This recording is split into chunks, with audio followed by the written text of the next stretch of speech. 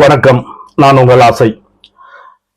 திமுகவின் தோல்விக்கான காரணத்தை ஒவ்வொருத்தரும் ஒரு மாதிரி சொல்லிட்டு இருக்காங்க. பத்திரிகையாளர்கள் ஒரு மாதிரி சொல்றாங்க, சமூக ஊடக நண்பர்கள் ஒரு மாதிரி சொல்றாங்க, அரசியல் விமர்சகர்கள் ஒரு மாதிரி சொல்றாங்க. ஆனா உண்மையான கள நிலவரம் என்ன அப்படின்னு தெரிஞ்சுக்கணுங்கிறதுக்காக அந்த கட்சியோட தலைவர் திரு மு.க.ஸ்டாலின் அவர்கள் ஒரு குழு அமைச்சு மாவட்ட வாரியா கருத்து கணிப்ப தொண்டர்களோட மனநிலையை அறிய கேட்டிருந்தாங்க. அது மட்டும் இல்லாம ஒரு வெப்சைடு ஓபன் பண்ணியிருந்தாங்க. அதுல நிறைய தொண்டர்கள் அவங்களுக்கு கண்ணில் பார்த்த விஷயங்கள் என்ன, எதனால தோற்றம் அப்படிங்கறத நிறைய பகிர்ந்திருக்காங்க. ஆனா இதையெல்லாம் தாண்டி அடிமட்ட தொண்டர்களிடம் பேசும்போது நாம கண்டுபிடிச்ச விஷயம் என்ன அப்படிங்கிறத இந்த ஊடகத்தின் மூலமாக உங்களோட பகிர்ந்துகிறது தான் இந்த கருத்து. முக்கியமா சென்ற 2021 முதல் 2020 வரையிலான திமுக ஆட்சியில் கடுமையான விமர்சனத்துக்கு உள்ளான முக்கியமான பிரச்சனைங்கிறது தலித் விரோத போக்கு. வேங்க வயலாகட்டும், அண்ணன் ஆம்ஸ்டர்ங் கொலை வழக்காகட்டும், கவின் ஆணவ கொலையாகட்டும், இப்படி அடுக்கிக்கிட்டே போகலாம். இதுல திமுக எடுத்த ஸ்டாண்டு, நடந்து கொண்ட விதம், அதாவது அண்ணன் திருமாவளவன் போன்றவர்கள் எல்லாம் ஆணவ கொலைக்கு எதிராக சட்டம் இயற்ற சொன்னார்கள். ஆனால் சமூக நீதி பேசும் திமுக அரசு அதை போன்ற ஓபிசி விரோதமாக எதுவும் ஆகிவிடுமோ என்ற பயத்தில் சமூக நீதியை மறந்து தலித்துகளுக்கு நடக்கின்ற அநீதிகளை எல்லாம் வேடிக்கை பார்த்ததோட விளைவுதான் ஒட்டுமொத்தமான தலித்துகளோட வாக்கும் இன்னைக்கு தாவேக்கா பக்கம் சென்றிருக்கு. திமுக சென்ற முறை ஆட்சிக்கு வந்த வேகத்துக்கு முதல்ல பிள்ளையார் சுழி போட்டு ஆரம்பிச்சு வச்சதே சென்னையில பட்டியலின சமூகத்தை சேர்ந்த விக்னேஷ் என்ற ஒரு இளைஞர் குதிரை மேய்க்கிற பையன் மெரினா பீச்சில் அவரு போயிட்டு வேலையை முடிச்சுட்டு வீட்டுக்கு வரும்போது கொண்டு போய் அடிச்சு கொன்னு அவன் அண்ணனுக்கு பணத்தை கொடுத்து காவல்துறை மிரட்டி அவர்களே இந்த உடலை எரித்தார்கள் என்று தொடங்கிய குற்றச்சாட்டு என நாங்குநேரி மாணவனோட வீடு புகுந்து வெட்டின வழக்குல அதை கண்டிக்காத கண்டனம் தெரிவிக்காம, அதாவது ஒரு கொலைன்னு ஒண்ணு நடக்குது, ஒரு குற்றம்னு ஒண்ணு நடக்குதுன்னா கண்டிப்பா காவல்துறை நடவடிக்கை எடுக்கும். அதுல எந்த மாற்று கருத்துமே இல்லை. ஆனால் அந்த கொள்கையால், அந்த ஒரு சமூக நீதி கொள்கையால் ஈர்க்கப்பட்டு அதன் பெயரால் கட்சி நடத்துகின்ற அந்த கட்சி மூலம் ஆட்சியை பிடித்த அந்த இன்ஸ்டிடியூஷன் என்ன செய்யுது அப்படிங்கறதான மக்கள் பார்ப்பாங்க. அந்த இடத்துல திமுக தவறு விட்டுடுச்சுதான் சொல்லணும்.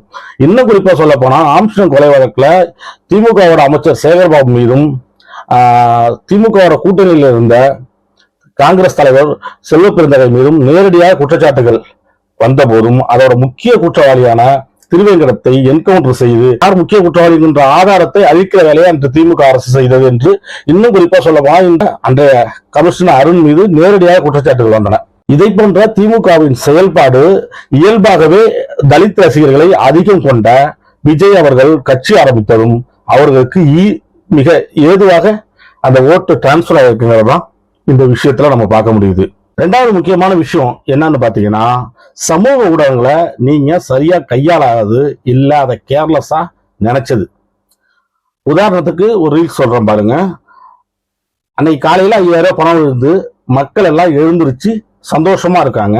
அப்போ தாவேக்கா ஒரு ரீலை பரப்புது, நீங்க என்ன கொடுத்தாலும் நாங்க வாங்கிப்போம், ஆனா ஓட்டு எங்க அண்ணனுக்கு தான் அப்படின்னு சொல்லிட்டு இதையே இந்த ரீல்ஸை ட்ரெண்டிங் ஆக்குறாங்க. திரும்ப திரும்ப அந்த ரீல்ஸோட காப்பி வாய்ஸ் எடுத்து நிறைய பேர் திரும்ப வாய்ஸ்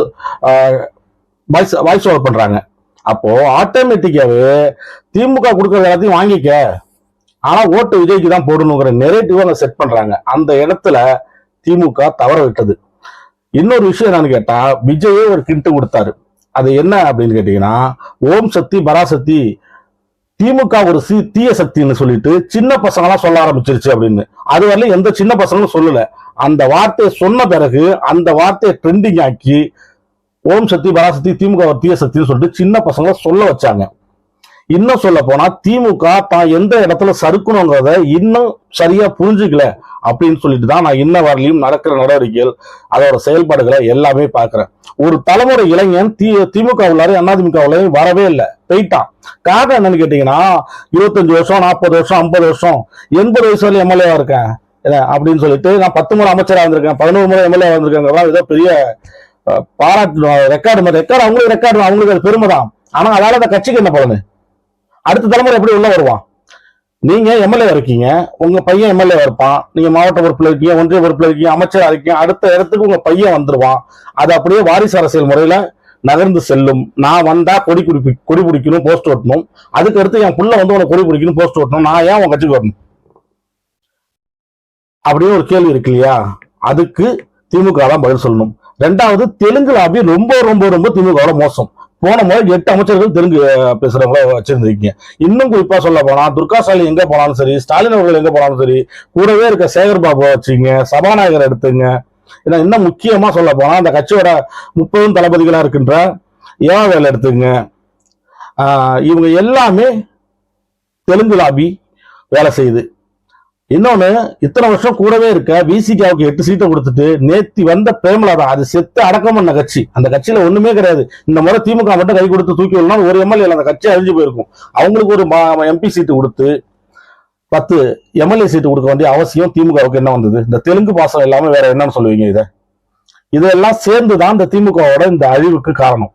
திமுக இந்த அளவுக்கு சறுக்கிறதுக்கான முதல் காரணத்தை நம்ம அனலைஸ் பண்ணோம்னா சாதிய விரோத போக்கு, வாரிசு அரசியல், இன்னொன்னு அடுத்த தலைமுறைகளை உள்ள விடாம அங்க உட்காந்துட்டு அங்க சீனியர்கள் பண்ண அட்ராசிட்டிஸ், தெலுங்கு லாபி, இதெல்லாம் தான்.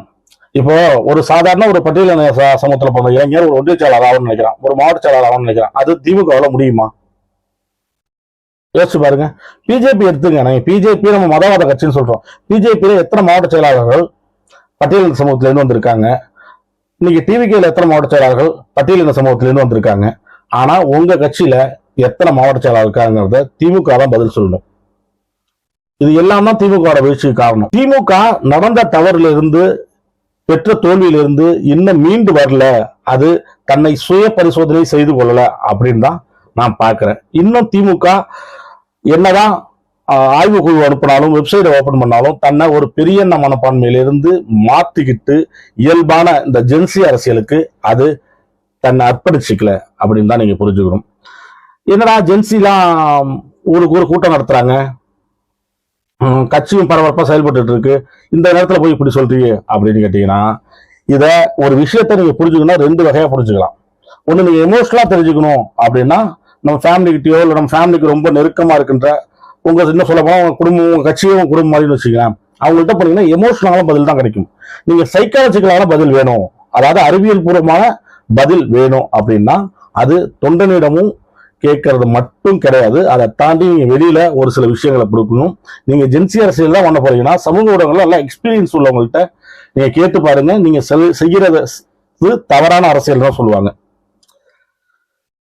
இப்போ ஏன் ஜென்சின்னு சொல்லிட்டு ஊரா பேச சொல்றீங்க இல்லைங்களா? ஒரு தம்பி ஊரா கண்ணாடி போட்டுட்டு பேசுவேன். இப்ப பார்த்தாலும் கக்கூசு போற பேரு கண்ணாடியை கழட்டி வச்சுட்டு போமா, இல்ல அப்படியே தான் போமான்னு தெரியல. என்ன அவன்லாம் வச்சு பேச சொல்றீங்களா? அவன்லாம் ஜென்சி அரசியல் பண்ணல. எனக்கு தெரிஞ்சு அவங்க எல்லாம் பண்றது என்னன்னு கேட்டீங்கன்னா, அடுத்த தலைமுறை துரைமுருகன், டிஆர் பாலு, வேலை உருவாக்கிட்டு இருக்காங்க. வேற ஒண்ணும் கிடையாது. அந்த இடத்த நம்ம குடிச்சிட முடியுமா அப்படின்னு சொல்லிட்டு அதே திமுக வேணும், அந்த இடம் மட்டும் ரீப்ளேஸ் ஆகி நம்ம போய் குடிச்சிடணும் அப்படிங்கிறதுக்காக ஓடிட்டு இருக்காங்களோ தோணுது தவிர அவங்க பண்றது ஜென்சி அரசியல் கிடையாது. ஜென்சி அரசியல்ங்கிறது ஒரு வைப்பு. அதை நீங்க இளைஞர்கள்ட்ட கொண்டு போகணும். இன்னைக்கு இளைஞர் என்ன எதிர்பார்க்கலாம்?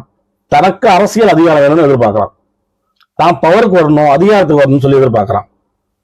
அதுக்கான கேட்டை திமுக திறந்து விடாம நான் ஜென்சி அரசியல் பண்றேன்னு சொல்லிட்டு ஒரு 4 பேருக்கு கருப்பு சட்டை எடுத்து கொடுத்து ஊரா போய் கூட்டம் நடத்துங்கடா அப்படின்னா அது ஜென்சி அரசியல் ஆயிடுமா? ஜென்சி அரசியல்ங்கிறது ஒரு வைப்பு, ஒரு எழுச்சி, ஒரு எமோஷன். அதை நீங்க என்ன புரிஞ்சுக்கவே இல்லை.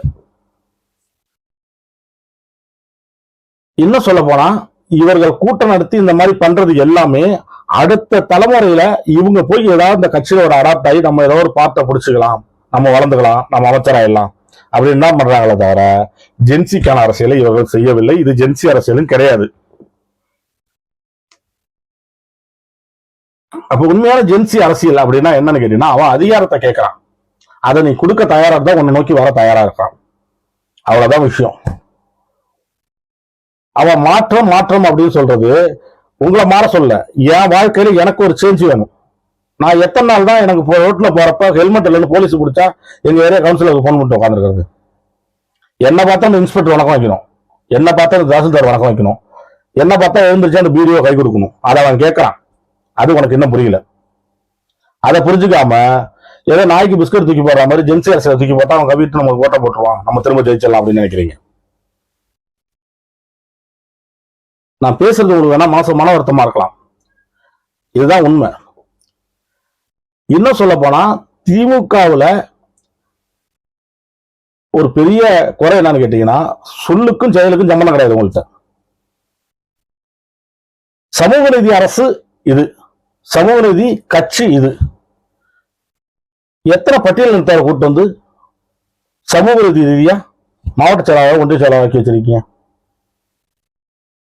போன ஆட்சியில, இந்த ஆட்சியில 8 பேர் நினைக்கிறேன் பட்டியல் அமைச்சர்கள். போன ஆட்சியில எத்தனை அமைச்சர் இருந்தாங்க பட்டியல் இருந்து வந்து? கைல்வெளி செல்வராஜ் இருந்தாங்க, வச்சுட்டீங்களா தூக்கிட்டீங்களா தெரியல. கோவிச்செழியன் இருந்தாரு, அதான் ஞாபகம் இருக்கு. சரி ரைட்டுங்க. இந்த பட்டியலின சமூகத்தோட வாக்கு வங்கி எவ்வளவு பெருசு? இங்க நீங்க கூடவே வச்சிருக்கலாம் தெலுங்கு லாபி, தெலுங்கு சாதிகள், அவங்களோட வாக்கு வங்கி எத்தனை பர்சன்டேஜ்? அவங்க எத்தனை அமைச்சர்கள் இருக்காங்க? இந்த பட்டியலினம் தவிர எத்தனை அமைச்சர்கள் இருக்காங்க? நம்ம நிறைய அவன் படிக்கல, அவன் நம்மளை கேள்வி வைக்கல, நம்ம ஈஸியா அவனை ஏமாத்திட்டோம். எத்தனை நாள் இன்னும் அந்த மாதிரி ஏமாத்திக்கிட்டே இருக்க முடியும்னு சொல்லிட்டு திமுக நம்புது.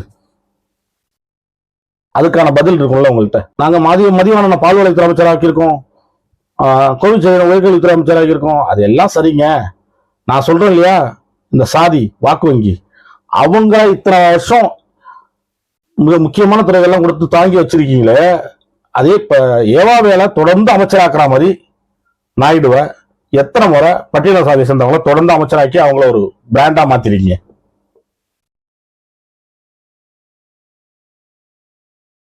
அவனுக்கும் ஒரு வாக்கு, இவனுக்கும் ஒரு வாக்கு தானங்க.